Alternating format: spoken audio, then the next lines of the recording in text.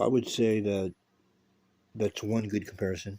That's probably the only area, and it's the one no one thinks about, that is the only area where I strive to be like, well, Farrakhan.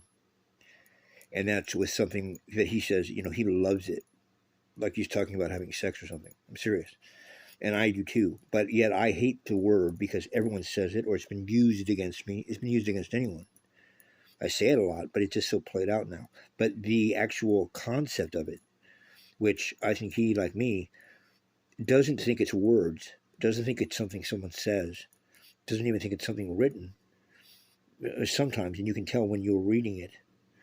But it's even in maybe the spiritual world, it is what is matter, meaning that the concept of truth that he pushes, and people think he's not love. The truth is the basically the asphalt that everything is built on. There's no proof of this, but I think there is proof of it.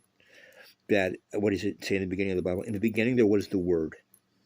Now, if you go and look at every religious text, okay, what are they talking about? What is the word? Holy shit! No, that's not the word.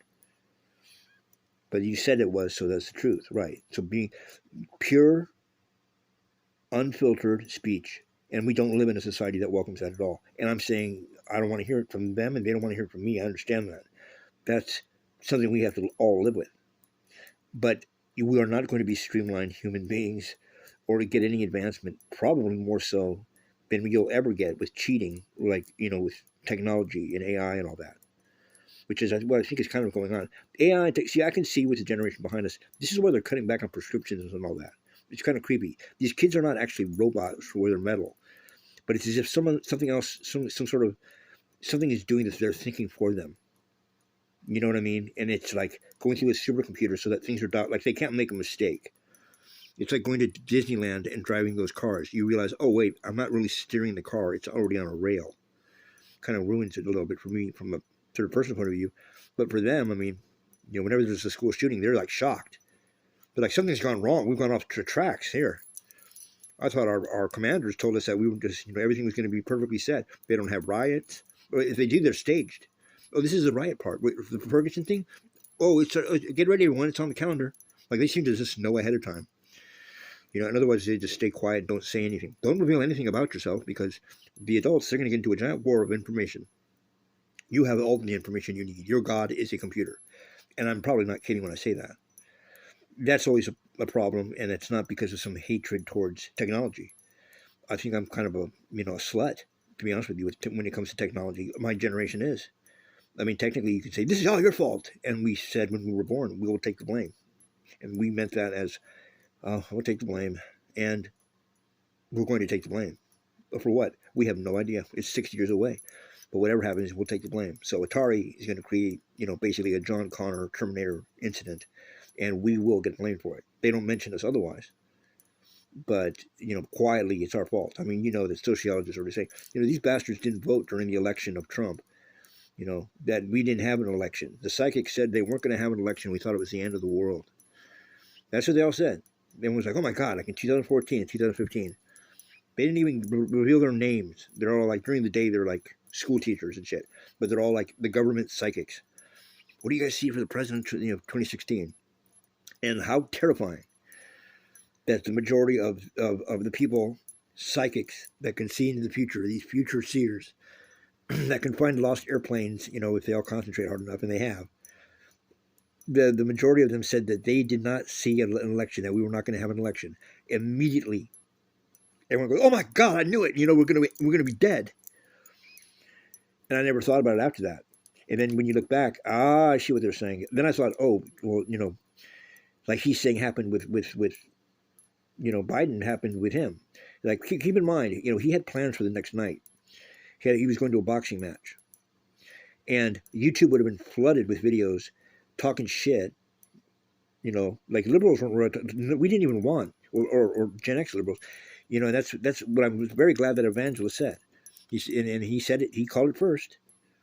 He said, the reason that we have Trump, and he was complaining, and we had the other alternative of Hillary. He says, I believe both come from a source of evil. Man, honesty, man, honesty. You guys think we all want to sleep with Hillary? Yeah, we love her. No, look at what happened. And he says it right there. He says this is a result of the body of Christ. I'm quoting him. He said it was an opinion, was not involved in the election process.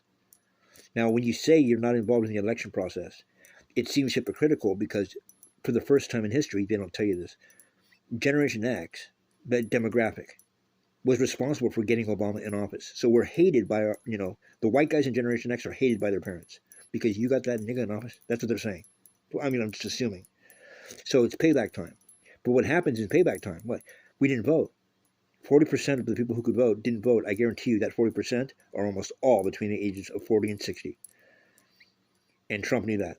And so Trump, you look at how Trump does almost everything that on a scale, I know that we're the most eclectic generation. We're the most inclusive generation. Now, a white guy that lives in a white neighborhood that's never been out of it doesn't see my view of Generation X. Yet, the fact of the matter is, in Wikipedia, it will say it is not just an American phenomenon, that these kids that were born from 1961 to 81, give or take 2 years, are worldwide. It happened, so it happened in every country. That's kind of a miraculous thing right there. And in the United States of America, they are the most culturally diverse, most inclusive. They have, they're studying us because they don't understand, because it doesn't seem to be following behind them, but they're not sure because those kids are kind of like more on rails. How did they fix the race problem? And I'll tell you what, it wasn't easy, but it was, I heard one of the actually kids say it. He said, well, how could it ever be a problem? Like what you guys would say, we were always mixed together. There was no time for us to be like, oh, they're coming here, or oh, we're going to have to go out with the black people or the Mexican people. There was never, it wasn't until, it was like that was told to us when we started seeing TV and what was going on in other areas. Like, in other words, racism was a weird idea that we heard about. It happened in other places. Like, it's kind of interesting when you think about it.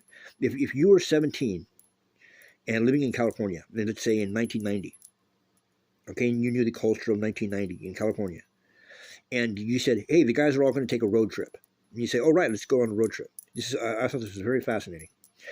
And where are we going? We're going to Florida. Okay, cool. All right. Yeah, we're going to drive from Texas to Alabama, Mississippi, and then I guarantee you that the white kids on that road trip would go, oh, fuck no, dude, I'm not going down there.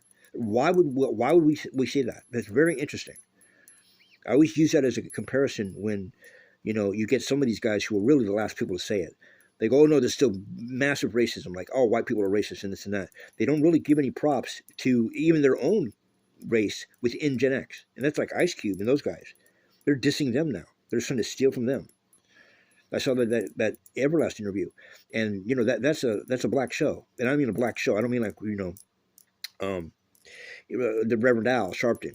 Okay, it's not whitewashed. Like I have a right to say that. I'm saying something insulting, but I'm using a term about myself to insult someone of color. And that's awesome. That's how it is, man. That's like Mike, who has all the racist tattoos. You disarm them. You're whitewashed, bro. Like you're never gonna get someone to go, you know what, fuck you, white boy, because I just said you were white. You're acting too much like I'm supposed to be acting. So we do feel isolated. We're on an island. It's them versus us. But who's us? The most inclusive generation to ever exist on the planet. That's kind of a big deal. Like, you do get a trophy. The aliens are like, wow, look at that. God is like, finally my plan worked. Trump is like, fuck this shit. We got to go back to the old racist days. Because that's exactly what it would mean. That's why everyone says that. He didn't say that. When you don't play games with us. Make America great again. Really, that's literally what Hitler said. Remember, Hitler was upset because they were never what they were after World War I, and they actually probably did get punked. No one gave a shit. They cut huge embargoes on Germany, and he wanted to save the motherland, and he may not have been wrong at the time. And then he thought the Jews were taking all the shit. He wanted to make all of his speeches were about how we're going to become great again. I'm not saying that. I'm saying you got to time warp it. But we all got the message, just like he did. Aliens were coming and they were going to invade. He thought they meant illegal aliens. I believe that message came from God. He has not read the Bible. Now, when you see January 6th, you realize, oh, that's what he's talking about. They're not sending us to the best people. Who? What? Where? The heavens. They were sending down some people. And if you were not built to have your feet in the ground, and you had already shed that racism shit, and not materialism, what you were doing is leaving your door wide open. Just like I usually do, but at least I know who comes in. And these motherfuckers just all of a sudden went racist overnight. So clearly those motherfuckers came in, not on spaceships.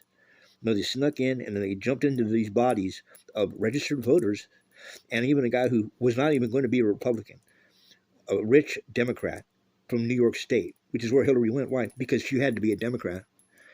So I got to be the governor of New York because, all the Democrats that run for president come from up here. So Trump is an anomaly. He doesn't give a fuck. And I think that's insulting in a way because these are not the most advanced in society. They're definitely part of the 20-year gap culture. And the 20-year gap is a fact that they teach in colleges all around the country and the world. And that is that in the United States, many of the forward-thinking states like California, that even when they do shit like, I'm like, whoa, easy, tiger, like, gay marriage or whatever, that like clockwork, 20 years, almost exactly every time, 20 years, the most conservative saying, fuck those liberals out in California, they end up doing and copying and wanting exactly what California did. And yet they don't really realize it. And that's known as the 20-year gap. And it's almost perfectly, you can set your watch by it. What we do in California, they end up copying the exact plan in Alabama, but they are opposed to it when California does it. Not knowing we're going to be doing that in 20 years. Or maybe, knowing, but just becoming assholes about it. And that 20-year gap seems to be, met where we are sort of, they say we're an accelerated culture. That's interesting they say that. We're very much depressed, and that's fascinating. That it's just like like they said, Exorcist came out and then The Omen came out when we were at that exact age. That is something that has shocked sociologists because they are implying what I'm implying, and these are the scientists. These are the actual PhD people. What apparently they knew already. Something new, and it wanted to blacklist you guys. I mean, you have basically these stories of kids basically having, even whether it's true or not, they're telling you they're poisoning your Halloween candy. You're seeing your neighbor on the lost milk carton. Your parents are giving you keys and being like, cook dinner, and then, don't open the fucking door unless we give you a code. They're coming to kill you. Your sister's in the basement pregnant, and dad got her pregnant. Like, yeah, okay, I've got it easy. Then, at the 20-year point where your generation ends, the exact opposite. Don't reverse. Now you have Amber Alerts. Before it was like, oh, I haven't seen my son for days. Well, you have to wait for 72 hours for him. Now it's Amber Alerts. They shut down the whole place. Now there's a baby on board. Like, I mean, they're serious. They're saying, you're going a little overboard here. It's like they put all the shit that they took away from Gen X and they doubled up on the millennials. So they are kind of coddled. And the problem with that is that it basically means, like, everyone goes through a Genesis and then a middle life and then, you ain't going to graduate unless you've gone through hell. Everyone does, whatever that is. Oh, I didn't get my Apple computer. I'm just kidding. I didn't get to Twitter somebody today. Or I just lost my entire family in a car accident or COVID. And although they've gone through these times that I'm mentioning, there is always something, or it will be manufactured, sociologists say, that will definitely humble the millennials. And from what they say and study, I don't want to ruin it. This isn't psychic shit. This is, they measure it out and they see it. That it'll probably involve Gen X also, but not us causing it as much as it's when the baby boomers exit the scene. So we had just completed the last greatest generation, which was the World War II generation. Now there's almost no one alive. That's a World War II veteran, for example, that was alive during World War II. Right now, the getting into senior age are the baby boomers. So you think, people have it really maladjusted. Like they think Gen Xers are, Gen X right now, there's no one under the age of 40 that is Gen X. Now, if they are, it's because they're thinking and changed their ways of their generation. That is why we're called inclusive. That was one of the big deals. Because as people come here from like Guatemala, or people come here from Spain or Africa, they come into a country that does have weird laws. We've got Donald Trump, to Joe, whatever you want to call it. And the only group they will ever be thrown into, regardless of age, they're looking at the mind state, because now that we're 40 and 50 years old, 60 years old, we have a set policy of politics. We don't vote if we don't like you, and we all show up and we'll kick your ass, and you can't do anything about it if we decide to vote. That's a very frightening thing to people. That's why they ignore you. But technically, when you look back at it, the prediction was correct. Because if you have 20 people in a room and you're taking a vote, you can't have only 10 people and say it had an accurate vote. I'm sorry, I'm just letting you know what they're saying. In hindsight, it's 2020. You cannot have, especially the segment that is currently 40 to 60. That's at the heart. People think, no, the millennials are running the country. You'll have a big fight over that. Nope, that's not true. That's not true. You just do not see who's in charge. Right now, there is no doubt, even in the decisions being made, it doesn't matter how old you are as a president. Like, look at Trump. Trump was extremely old in his thinking. Yet he looks young, and he was the oldest president ever elected. And was like, no, wait, it was just Biden.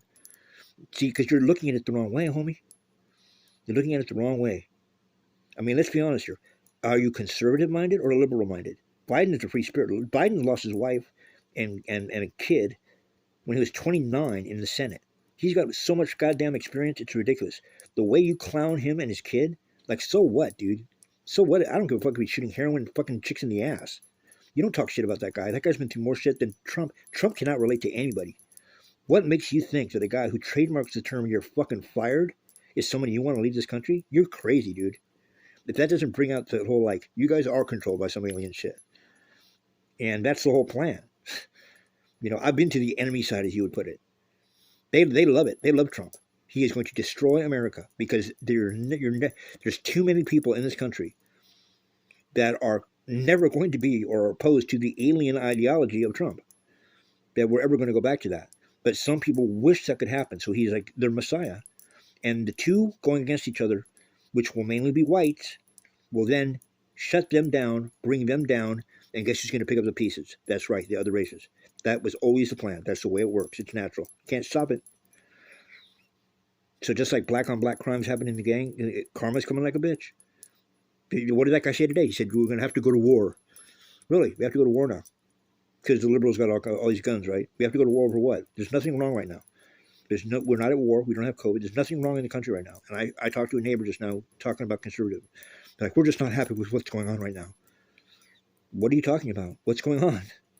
What's going on that's really existing? Why are you? It's like they're imagining it, and that's a fact. That shows that when they do brain scans of conservatives, the fear area of the mind is extremely bright and highlighted in people who own guns and who are Republican. That's why when people get older, they get scared, right? They get more, they're not young and crazy. And liberals are all fucking young, right? So if you want to keep a young mind, you need to be a free spirit. And it's hard to keep that. And, you can't always maintain that because something will humble you up. Something will happen. A black guy will rape your wife or something. And then all of a sudden you'll think all black guys are racist. You'll turn racist at age 40. Unless you're smart enough and that kind of shit has happened to me. Like, I did not my wife. And I knew it was a race. I knew ahead of time. And I was blessed, unfortunately, with being in a place where that happened to me already. Everyone else has built up a lot of shit. Like, they're kind of isolated in this country. The Trump supporters are those type of people. Where, I'm sorry, but you're going to have to live in the big city for a while. No, we're not. We're not living near those people. And it's just pushing them, and they're scared. It's called white flight. I mean, it's weird that I would know about that at age 9. And you just are going to do it. You cannot. White people have never lived anywhere where they are below the normal, meaning dominating. So when Latinos take over, the majority of people in the United States are going to be Latino in, I think, a couple of years. White people are insecure. They can't handle that. Now, if you're from LA or New York, and you've even been in Brooklyn or South Central or anywhere, what is everyone tripping on? But for some people, that's not going. They're going to get scared, and that's called white flight. It's really white fright, and it's a very real thing. Now, when I was in LA, white flight existed. 40% of the white parents did not send their kids to public school when we were forced into busing. Now, the kids didn't fight. That's the funny part about it. The only people who didn't complain were the kids. The parents were the ones that had problems with it. And thank God, because there's no doubt in my mind, especially in the 80s and 90s, where that's where the action was. I mean, you talk about NWA to the OJ chase to the North Hollywood bank robbery. We literally did not see color. How could we? Because in our formative years, the guy I was talking to didn't even speak English. Well, that was good, because I didn't speak English first. I spoke Spanish first. I mean, you were perfectly set up for that. That's one of the things he's saying. Now, people hate him for that, and it's like, why would you hate him for it? Send him. He can talk to them, because eventually they're going to be the majority, and that's the truth.